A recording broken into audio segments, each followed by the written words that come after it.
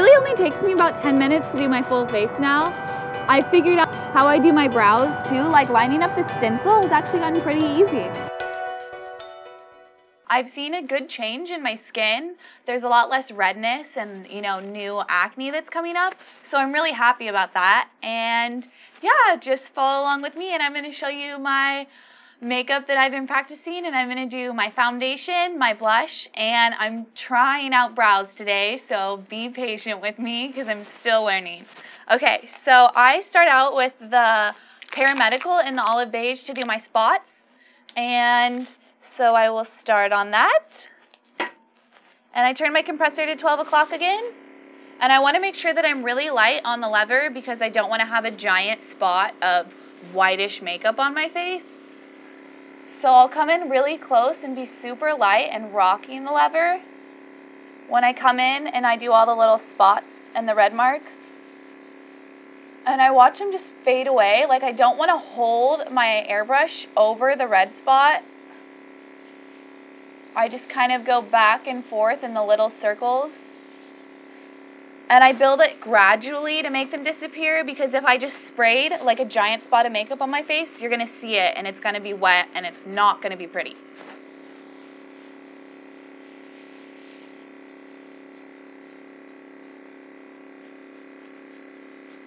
And I make sure that like the little spots I have along my jawline and onto my neck that I'll do those too because I want to have a really blended look in between my face and my neck. I don't want to have a two-tone look.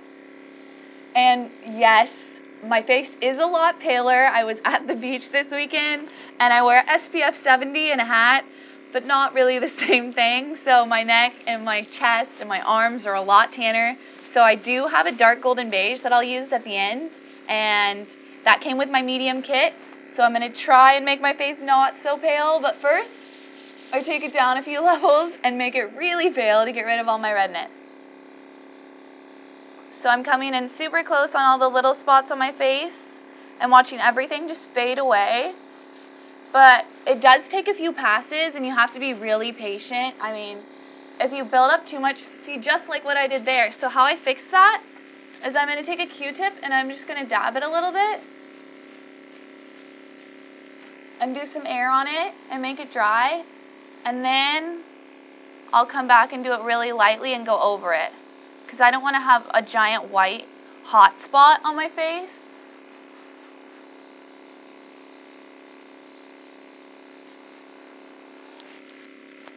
And it's totally gone. And I want to be careful with using the PARAMEDICAL around my eyes because it does have a more opaque coverage, and I like a more natural look around my eyes. Well, just in general.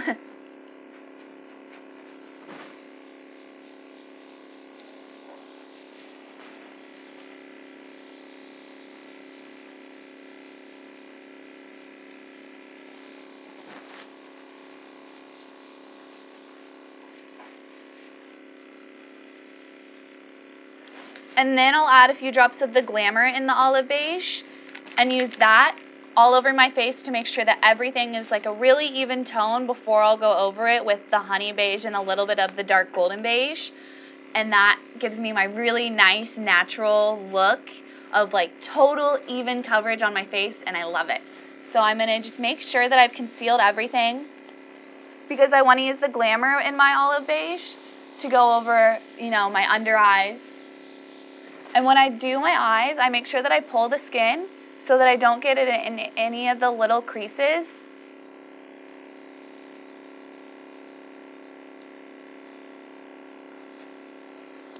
And I'll do the same thing and pull my eye down over here too.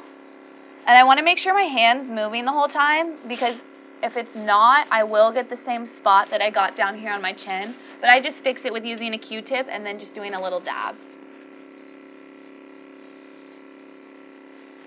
So I have a little tiny bit of makeup left, so I'm going to turn my compressor a little bit past the 12 o'clock and bring my hand away from my face and just get the rest of it out. And then I'll start on my olive beige and my dark golden beige. So now that I've done that, I'm going to use the dark golden beige, and I think I'm going to use 2 drops of it. And then I'll add about 3 drops of my honey beige. And I'm going to back bubble it so that it combines. You know, I don't have a two-tone when I spray it on my face. So I'll do that and turn my compressor back down to about 12 o'clock again.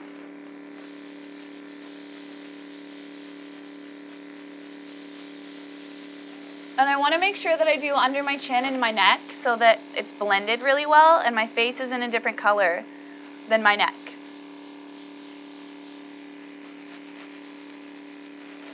And I'm making sure that I'm moving my face and my hand because my face isn't flat. If I'm just spraying like this, it's not going to give me the coverage that I want.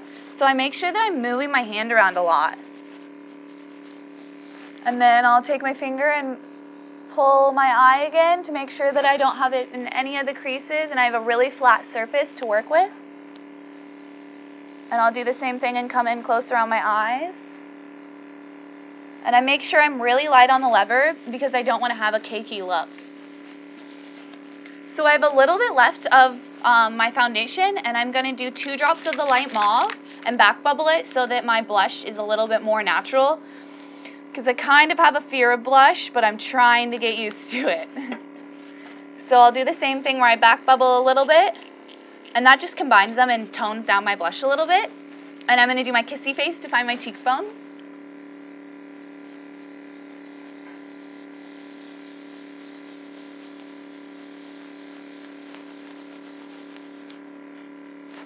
And I love using this light mauve blush because I don't really like a bold blush. I like more of like a contoured look and more angles in my face, so it's really great for that.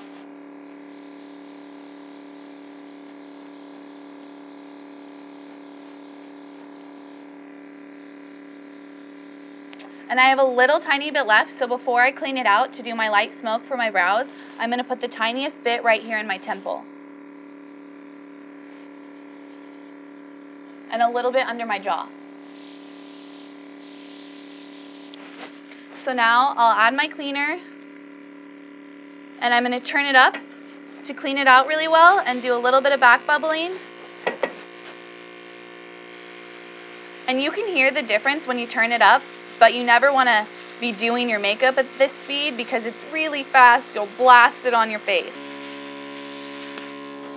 So now that I've done that, I'm going to turn my compressor down more towards 9 o'clock. Shake my light smoke a little bit.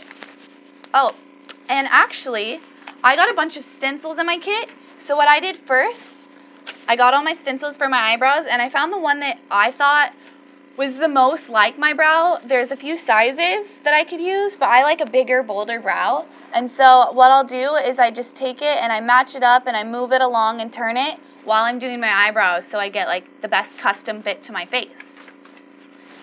So I'm going to add probably like 3 drops to do both my brows.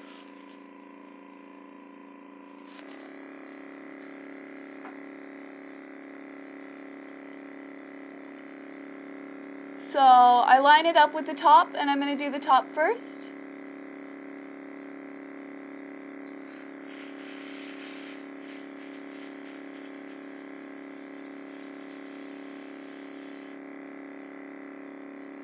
And then I'm going to move it over here and do this side.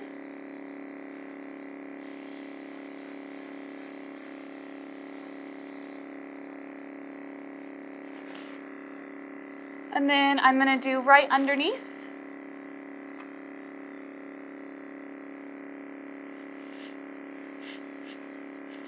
And in the front. And then once I do that, what I make sure I do is I comb it through so that it looks just a little bit more natural.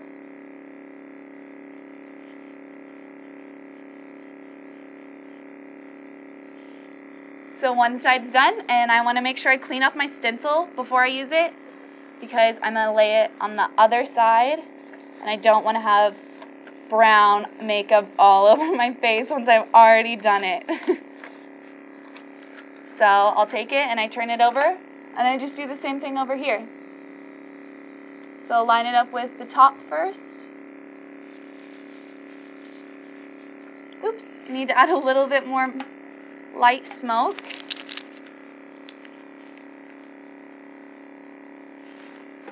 I use about 2 drops maybe when I'm doing this. So I'll line it up with the top again.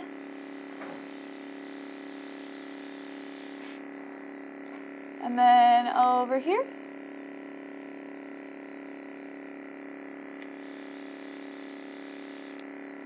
And then right along the bottom.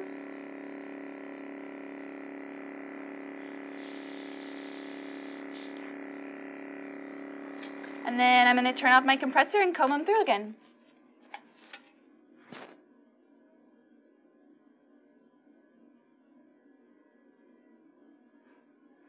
And I'm done. So now I'm going to go and practice my eyeliner and my eye makeup, and wish me luck. Maybe when you see me next, I'll be able to master it for you guys. Bye.